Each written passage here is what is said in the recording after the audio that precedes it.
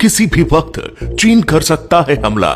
क्या तीसरे युद्ध की हो चुकी है शुरुआत? इस युद्ध में भारत तबाह होगा या चीन?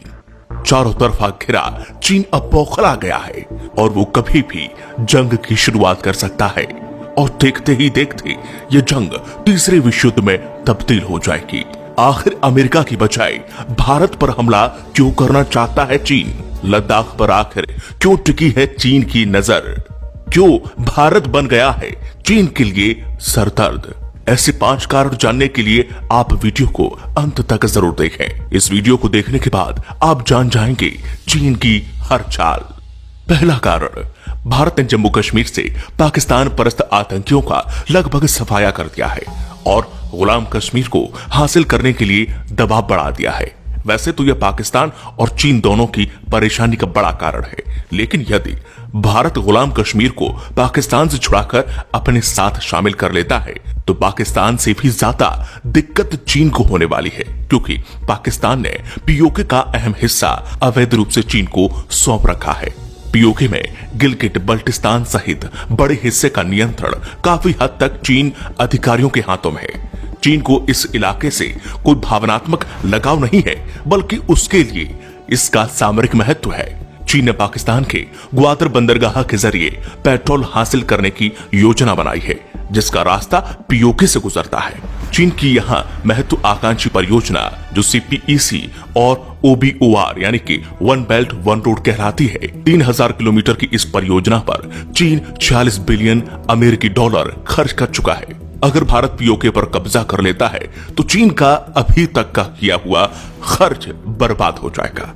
कारण नंबर 2, भारत ने पिछले दिनों चीन से जुड़ी पूर्वी लद्दाख में वास्तविक नियंत्रण रेखा यानी कि LAC पर सड़क निर्माण के साथ ही भारतीय सेना ने यहां पर बंकर, बैरक और किलेबंदी का काम लगभग पूरा कर लिया है।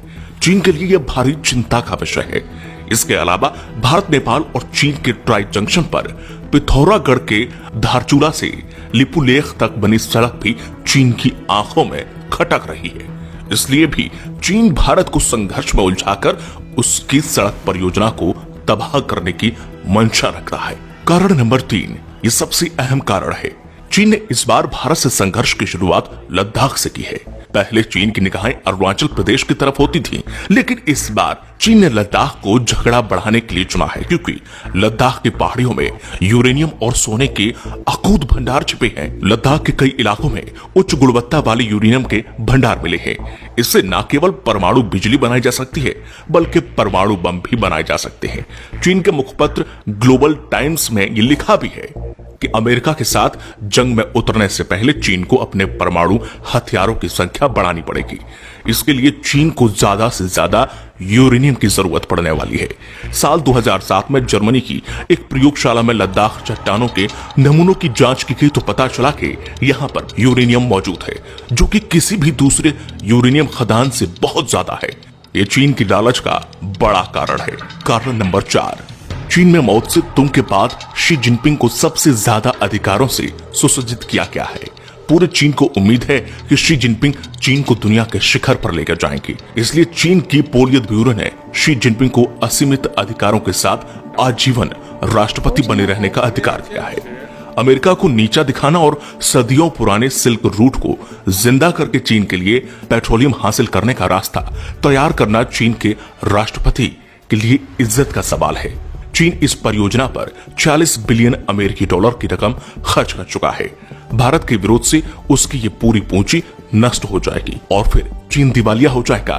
इतना बड़ा आर्थिक नुकसान चीन बर्दाश्त नहीं कर सकता, इसलिए वह युद्ध करने से जरा भी संकोच नहीं करेगा। कारण नंबर 5, कोरोना संक्रमण फैलने का दोषी पूरी दुनिया ने चीन को माना है।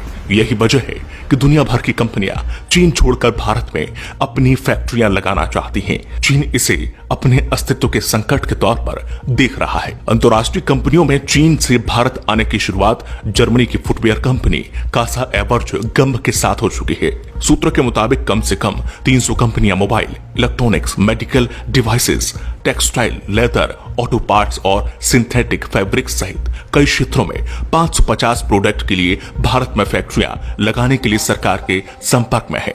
कई कंपनियों ने चीन छोड़कर भारत में मैन्युफैक्चरिंग यूनिट लगाने की खबर आने के बाद से चीन काफी भड़क गया है। ये भी एक बड़ी वजह है कि चीन भारत को संघर्ष में उलझाकर अपने यहाँ के उद्योगों को भारत जाने से रोकना चाहता है।